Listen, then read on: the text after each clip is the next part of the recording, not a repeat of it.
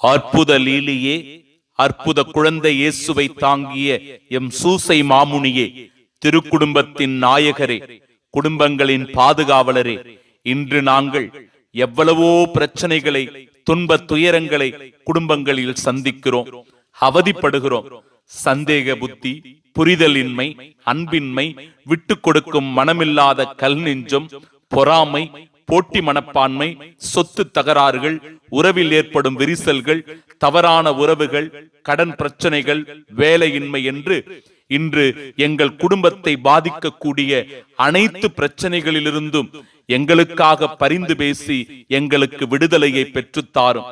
நாங்கள் முடிவெடுக்க முடியாமல் தவிக்கும் போது, வறுமையிலும் ஏழ்மையிலும் வாடும் போது எங்கள் குடும்பத்திற்காக இறைமகன் இயேசுவிடம் என்றென்றும் பரிந்து பேசி எங்கள் குடும்பத்தை பாதுகாத்தருளும். ஆமென்.